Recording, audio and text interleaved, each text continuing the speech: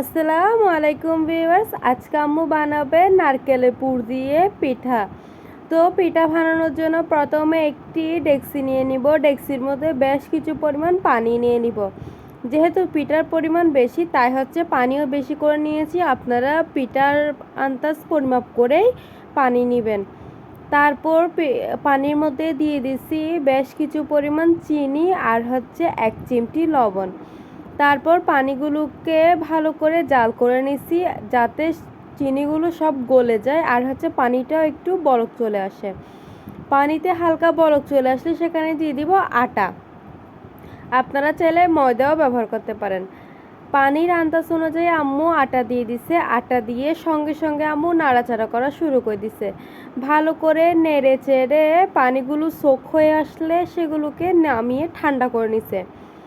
ঠান্ডা হয়ে গেলে সেই ডেকচিতে আম্মু ভালো করে ময়ান দিয়ে নিচ্ছিল যাতে ময়দাগুলো ডোটা ভালো করে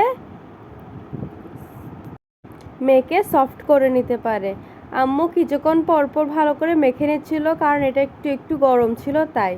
আর এমনভাবে মাখছিল যাতে কোনো লাম্পস না থাকে। আম্মুর মাখাটা দেখে বুঝতে পারবেন। আর যারা ময়দা মাখতে পারে তারা তো এগুলো পারেই।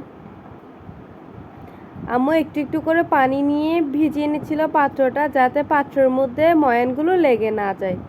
অন্যদিকে আম্মু অন্য একটি ডেকচিতে বেশ কিছু পরিমাণ নারকেল কুড়িয়ে নিচ্ছে। সেখানে দিচ্ছে চিনি আর 1 চিমটি লবণ দিয়ে কিছুক্ষণ জাল করে নিচ্ছে যতক্ষণ না চিনিগুলো ভালো করে গলে যাচ্ছে ততক্ষণ।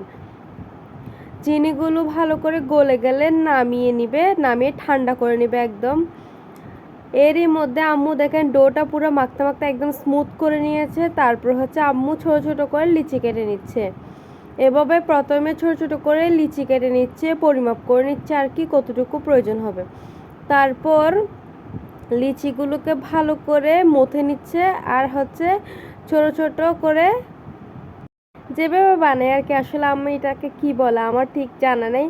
আমি শুধু খাইতে পারি আর দেখতে পারি, রান্না তো করতে পারি না, মানে কোনো কাজের না। মাঝে মধ্যে আম্মুকে একটু হেল্প করতে যাই আর কি, আম্মুর কাজ বাড়িয়ে দিয়ে আসি। তাই আম্মু বলে যে তোর থেকে আমাকে হেল্প করার কোনো প্রয়োজন নেই। তারপর আম্মু সামান্য পরিমাণ ময়দা নিয়ে লিচিগুলোকে ভালো করে বেলে নিচ্ছে। এগুলোকে পুরির শেপে বেলে নেবে ছোট ছোট করে। আপনারা চাইলে লিচিটা আরও ছোট করেও নিতে পারেন, তবে আম্মু সামান্য পরিমাণ, আম্মু বেশি ছোটও বানাবে না বেশি বড় বানাবে না, মিডিয়াম সাইজের বানাবে। তাই একটু বড় বড় করে বেলে নিচ্ছে, মানে পুরি থেকে একটু বড় করে বেলে নিচ্ছে আর রুটি থেকে ছোট। ওই তো ওদের মাঝখানের সাইজ হলে হবে, বলতে পারেন ওদের মেজো ভাই আর কি। রুটি বড় ভাই আর এটা মেজো ভাই, তারপর পুরি ছোট ভাই। আম্মু এভাবে বেলে একটি ছড়ানো ট্রেতে রেখে দিচ্ছে যাতে সবগুলো ঠিকঠাক থাকে, একটার সাথে একটা লেগে না যায়। আর আম্মু এমনভাবে বেলেছে যাতে একটা আরেকটার সাথে লাগবে না, বেশি করে ময়দা দিয়ে। তারপর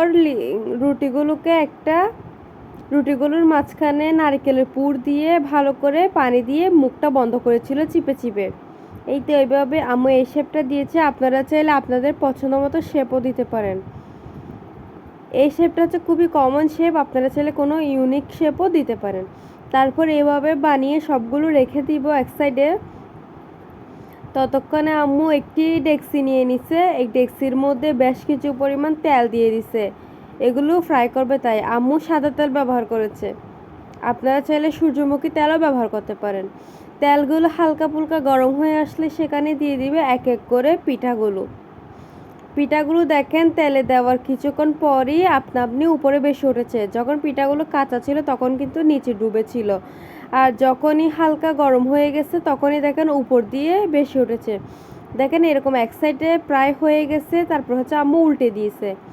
পিঠাগুলো কাঁচা অবস্থায় নাড়াচাড়া করতে যাবে না, এতে কিন্তু পিঠাগুলো ভেঙে যাবে, পুরগুলো বের হয়ে যাবে। অবশ্যই পিঠা এক সাইডে ভালো করে হয়ে গেলে তারপরে নেড়ে দিবেন, মানে উল্টে দিবেন। তারপরে আম্মু নেড়ে চেড়ে হালকা গোল্ডেন ব্রাউন হয়ে যাওয়া পর্যন্ত অপেক্ষা করছিল। হালকা গোল্ডেন ব্রাউন হয়ে গেলে আম্মু পিঠাগুলো তুলে নিবে। তারপর আবারও এরকম করে সব পিঠাগুলোই আম্মু ভেজে নিচ্ছে একে একে করে।